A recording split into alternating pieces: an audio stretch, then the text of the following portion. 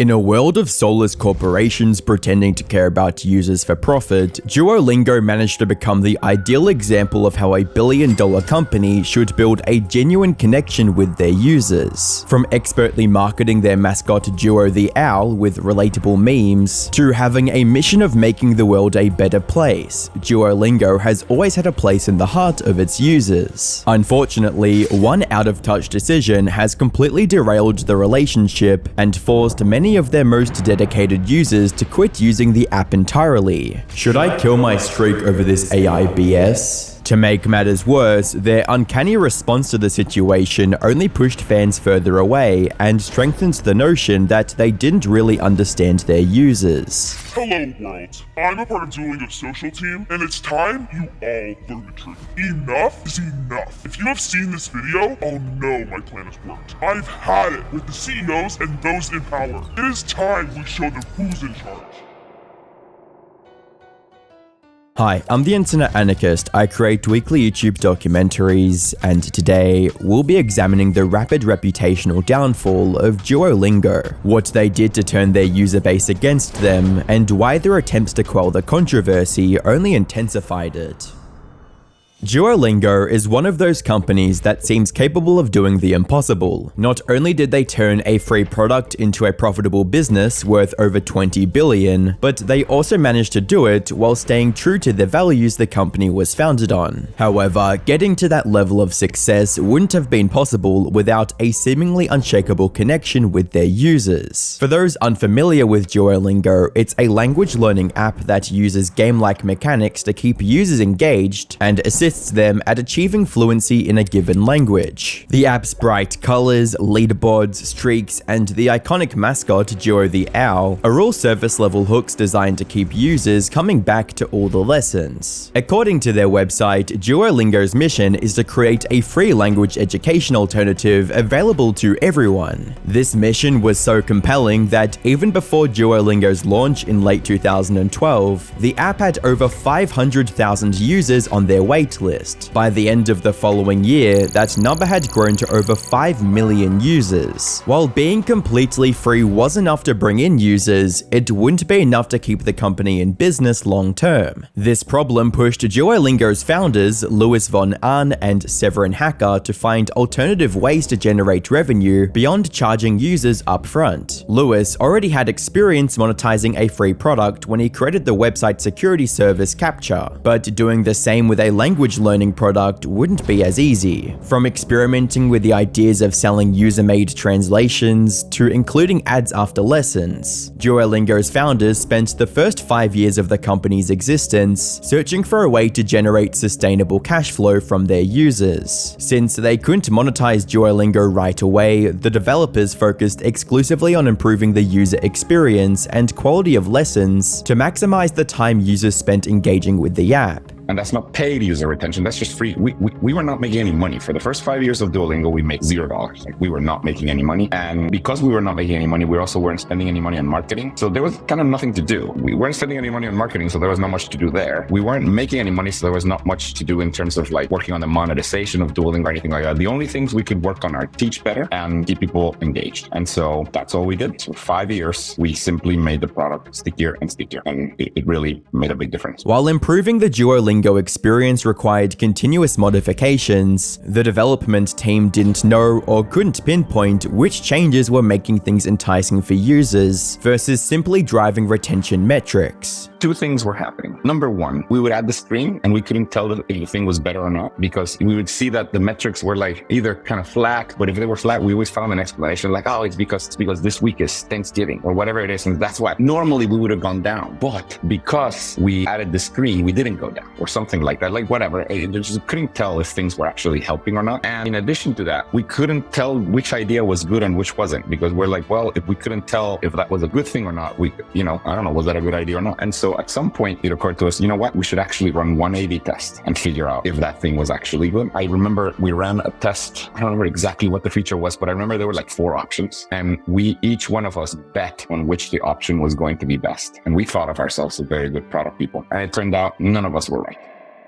From then on, changes to Duolingo were almost exclusively done through rigorous testing paired with user feedback. This feedback loop of testing features to identify and modify user metrics eventually gave rise to some of Duolingo's gamified components like XP, hearts, and leaderboards. The most important feature to come out of this testing cycle was the streak system. Every day users complete their lessons, they're congratulated by the app's mascot Duo and have their streak count go up by 1 day. This naturally kept users invested in returning to the app, but it was the developers handling the notifications that reminded users of their streak that really got them hooked, with notifications like, "Hi, it's Duo, make your screen time count, take a quick Japanese lesson now," and "Hi, I miss you, do you want to practice your Spanish today?" Like a friend or tutor trying to get you to study more, Duo the Owl built an emotional connection with users and gently nudged users to return to the app. However, these notifications weren't sent out randomly or in perpetuity. If users didn't respond, they'd receive this borderline guilt-tripping message from Duo. "These reminders don't seem to be working. We'll stop sending them for now." This choice to respect their users proved highly effective in bringing them back to the app. We've always stopped sending notifications if you stop using Duolingo. So if you don't use Duolingo, we stop after it used to be about 5 days. We're like, okay, after 5 days, whatever, you've given up. We're not going to spam you forever. And it occurred to me, you know what? If we're going to stop, we may as well tell people that we're stopping. Why not? So the last notification on the 5th day that we started sending was, "These reminders don't seem to be working. We're going to stop sending them for now," or something to that effect. It turned out that really got people to come back because they, it's this passive aggressive thing that they felt bad that Duolingo was giving up on them. And that is the first glimmer of personality that was just like, oh, this owl really wants me to be there and he's going to be passive aggressive. And I think that's kind of what gave rise to a lot of the memes. But I mean, we didn't. And so the personality of the owl has really evolved over time. And it's been kind of co-created by a lot of different Duolingo employees, but also by the community. Around the same time users were receiving these emotionally charged notifications, the meme of Duo the Owl being an evil owl who resorted to any method necessary to get users to continue their lessons began to take shape online. Even the social media team behind Duolingo began feeding into the meme with ominous Twitter posts. The fanfare around Duo's antics transformed the streak system from an obligation to a badge of honor that saw users maintain their streaks for years. As the infamy of Duolingo streaks increased, so did the number of active users, growing from a few million to tens of millions of users. To make it easier for users to keep their streak and generate some revenue, the developers introduced streak freezes that could be purchased with the app's premium currency. This ultimately gave the Duolingo developers the breathing room to add to the Duolingo Plus subscription, which gave users infinite lives to answer the questions without worrying about mistakes and an extra streak freeze every month. Acting and adjusting their product based on user feedback allowed Duolingo's developers to effectively leverage their mascot to retain existing user engagement while drawing in fresh users. However, they had only scratched the surface of Duo's marketing potential and were about to discover just how impactful their little green friend was on fans. Between 2020 and 2021, management at Duolingo decided to pay more attention to marketing and public relations by advertising their product on social media platforms like TikTok and Instagram. Most companies push their products on social media very directly, but the marketing team behind Duolingo wanted to interact with fans more subtly. While they did start with generic posts like 10 words of X language, it wasn't until one of their social media marketing leads, Zaria Parvez, came up with the idea to use the company's mascots in videos they saw gain any real traction. An office for the first time. I always say the reason why our TikTok was so successful is because I didn't really know all that much about advertising, if I'm being honest. I was a new grad. I kind of had fresh eyes on it. And I remember walking into the office, and this is after pandemic, I don't know. But when the office opened for the first time and things were coming back to normal, and I walk into the office and there was this big green owl, which is the suit we all know and love today, just sitting in the corner. And I was like, that is so freaking weird. Why is it just there? No one's reacting, whatever. And at the time, it was just meant for people team stuff where they go to recruiting events and then the owl pops up. And I was like, what if I just and I love TikTok on my own. I was already consuming it. And I was like, what if I just make a funny piece of content off of this? And it was nothing crazy risky. It was nothing I would say to the extent of what you may see Duo's TikTok do today, but it was just different. It was unexpected and no brand was doing it yet. And I think that was kind of our insight in. It was like these small human moments that I think has made our TikTok kind of blow up. Zaria already had experience with what made viral content on TikTok, and did her best to integrate that with Duo's pre-existing meme status online. With every viral post, interest in Duo, and by extension Duolingo, increased exponentially.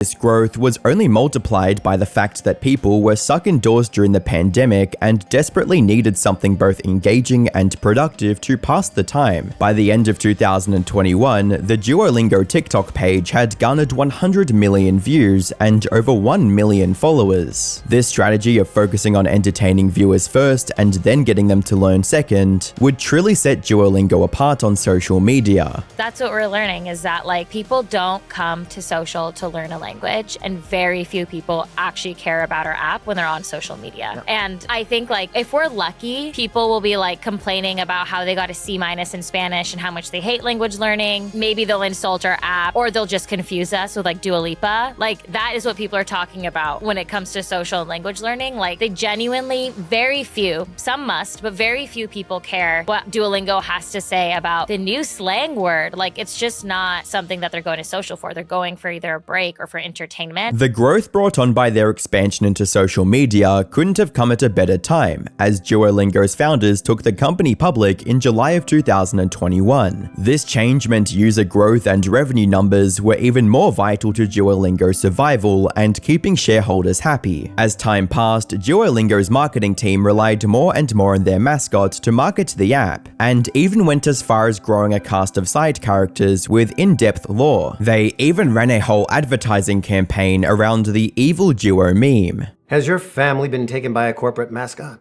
Were you extorted by an enormous green owl? Have you been physically or emotionally injured by Duolingo? Did you want to learn a new language but lost your streak and your loved ones? Did you receive disturbing threats such as Spanish or vanish, French or the trench, Japanese or broken knees? If you're a victim of the Duolingo owl, you're not alone. Hi, I'm Peter Francis Manchetti, attorney at law. Over the past decade, I've recovered 537 family members, friends, and precious pets from Duo. Now let me and my elite team of legal professionals at Manchetti & Sons LLC fight for you. Learning a new language was supposed to be fun and easy. Well, if you've ever been thrown in the trunk of a car and driven across state lines by a huge green owl, you know that there's nothing fun and easy about Duolingo. Within a few years of bouncing between improving the app and engaging with users on social media, Duolingo's monthly active users had grown to over 100 million and almost 10 million paying users. At this point, it seemed like Duolingo's business metrics could only go up, and they'd forever remain the untouchable king of educational apps. However, one or two short-sighted, cost-saving tactics were about to significantly handicap their growth. In January 2024, Duolingo announced that they had laid off 10% of their contract staff due to increased productivity brought on by AI technologies. As you'd imagine, users weren't too happy about this change, not only for the people who had lost their jobs, but also for the inferior quality of generative AI when it came to teaching users. Have you noticed how spell check is getting progressively worse? It's because they've incorporated AI into it, and AI doesn't actually think, it just looks at trends. If everyone misspells prepare as prepare, pretty soon spellcheck will tell you that prepare is wrong and that you want to correct it to prepare, because the AI will believe that's correct. And that will cause a feedback loop as people let autocorrect make incorrect corrections. It will reinforce those mistakes. Other users would go as far as cancelling their subscriptions to the app due to the bugs in the AI-generated lessons. Utilizing AI tools is something that shareholders expect from almost every tech company. However, the problem lies in how much they rely on AI and how it affects the livelihood of their employees. Depending on generative content to fill their learning content would severely dilute the app's quality. Using AI to substitute their work would diminish the humanity that made Duolingo what it is. From their marketing to the language material in their app, Duolingo was created by humans for humans, and anything that undermines their reality would do catastrophic downfall to their platform. platform. Developers at Duolingo need that attitude of testing features properly with user feedback now more than ever. Sadly, the allure of higher productivity with generative tech was too much for the leadership at Duolingo to ignore, as they fully jumped on the AI hype train and steamrolled their reputation. Around late April 2025, Duolingo CEO shared an email announcing the company's new direction as, quote, an AI-first company, and framed it as a critical business move for the future of their app. Reading, AI is already changing how work gets done. It's not a question of if or when. It's happening now. When there's a shift this big, the worst thing you can do is wait. In 2012, we bet on mobile, while others were focused on mobile companion apps for websites. We decided to build mobile first because we saw it was the future. That decision helped us win the 2013 iPhone App of the Year and unlocked the organic word-of-mouth growth that followed. Following this, the email highlights the impact of AI on how much content is produced and the changes they'd be making to their workforce in response. Reading, it helps us to get closer to our mission. To teach well, we need to create a massive amount of content, and doing that manually doesn't scale. One of the best decisions we made recently was replacing a slow manual content creation process with one powered by AI. Without AI, it would take us decades to scale our content to more learners. We owe it to our learners to get them this content ASAP. We'll gradually stop using contractors to do work that AI can handle. It goes without saying, but discussions like this around AI and automation often don't go over well with fans. The backlash to this email was immediate and intense. Some users either considered or outright ended their multi-year streaks in protest, while others started petitions against Duolingo's AI integrations. Around this time, more and more users began complaining about the errors and bugs in the app. As one user put it, "Look at that garbage English translation. A completely nonsense sentence. I have an almost 1700-day streak, but I'm ready to walk away if this is what sort of stuff the AI translations are providing. I have no confidence that what I'm learning is correct if it spews out this kind of slop." All this fed into the sentiment that Duolingo had become a subpar language learning program, and some users even suggested that people boycott the company en masse. We have to fucking boycott any company that says they're AI first. And yes, I'm talking about companies like Duolingo, because this whole idea of replacing human beings with AI is only going to get worse if we don't take a stand now.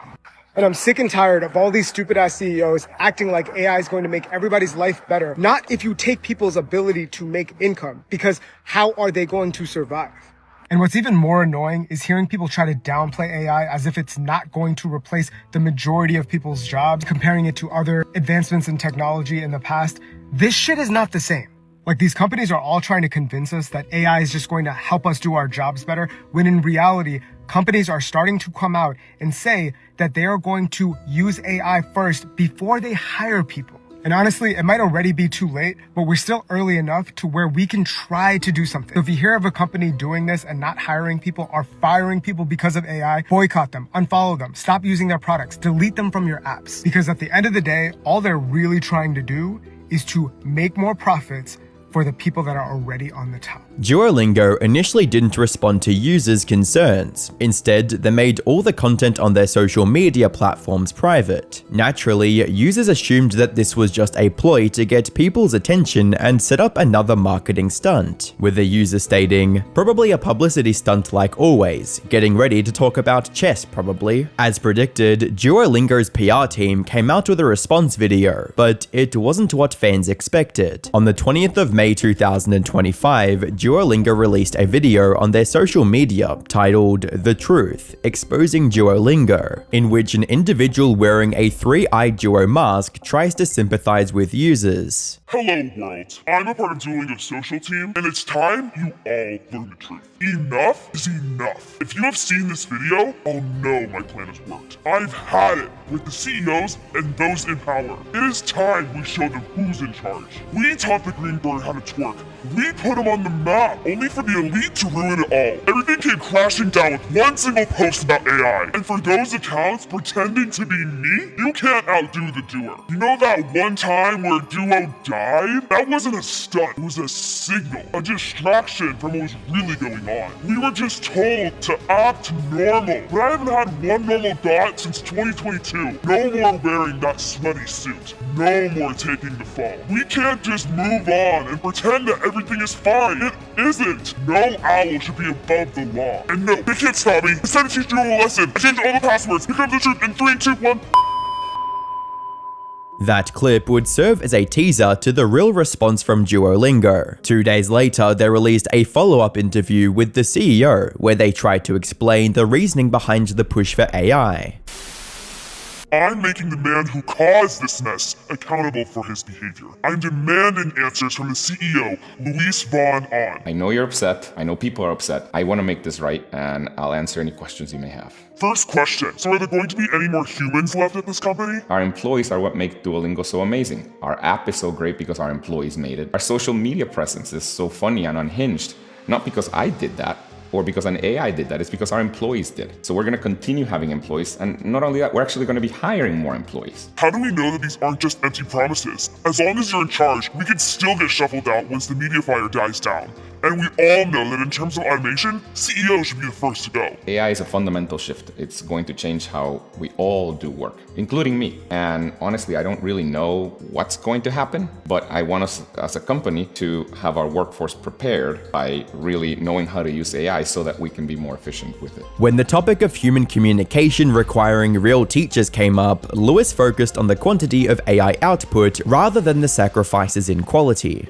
Learning a foreign language is literally about human connection. How is that even possible with AI first? Yes, language is about human connection, and it's about people. And this is the thing about AI. AI will allow us to reach more people and to teach more people. I mean, for example, it took us about 10 years to develop the first 100 courses on Duolingo, and now in under a year, with the help of AI and of course with humans reviewing all the work, we were able to release another 100 courses in less than a year. So do you regret posting this memo on LinkedIn? Honestly, I think I messed up sending that email. What we're trying to do is empower our own employees to be able to achieve more and be able to have way more content to teach better, and reach more people, all with the help of AI. I guess you could have your TikTok back for now. And what about our Instagram? I'll consider it, and you can keep your LinkedIn. That shit's problematic. You can take this PR stunt one of two ways. Either you believe Lewis and Duolingo's statements when it comes to AI, or you can view this as a means of sidestepping the drama by playing into it. Either way, fans were unwilling to forget what happened and started spreading this message on Duolingo's recent TikTok, with comments reading, "Everyone listen up. Starting from today, we're gonna start ignoring Duolingo. We will not like the video it posts or view it. Basically, we will ignore Duo. On everybody's soul, we ignoring Duo. Copy this and share this to every Duo-related video." Many users even became suspicious of Duolingo's recent social media posts and began labeling them as being made with AI. While the company's social media side wasn't responsible for the AI business direction, they would have to deal with its fallout. All the questions, outrage, and backlash would be directed at that specific side of the company, and any issues forwarded to the other departments would be mostly ignored. The only damage this controversy did to the company as a whole was with a dip in their stock price. However, looking at the stock's growth in the months prior, and it seems that dip is only a small loss to the shareholders. Considering Duolingo's history of testing and modifying features, it's only a matter of time before they iron out most of the recent technical bugs. However, the same can't be said for the recent AI components. Mistranslations and unnatural dialogue are AI's most significant weaknesses on the app. If the development team relies too much on generated translations, then the overall quality and effectiveness of the app will suffer. Couple this with the growing negative sentiments towards their social media platforms, and it appears as though users might start looking for a different app to continue their language learning journey. In a way, Duo the Owl collectively embodies all of Duolingo's employees and their trust with users. Once the thought of AI replacing said employees came into the picture, it felt as if parts of Duo were being replaced with something artificial for profit. Not just that, but the hardworking individuals behind Duolingo could be put out of work. Right now, the decision makers at Duolingo are stuck between two difficult choices. One, scale back the AI features to reduce backlash and to rebuild confidence in their product, or two, continue pushing for more AI features and risk alienating their users. Regardless regardless of what option they choose, we can only hope they don't kill Duolingo for real this time. Like what happened with the impossible downfall of Top Gear. Click the video on screen to find out why.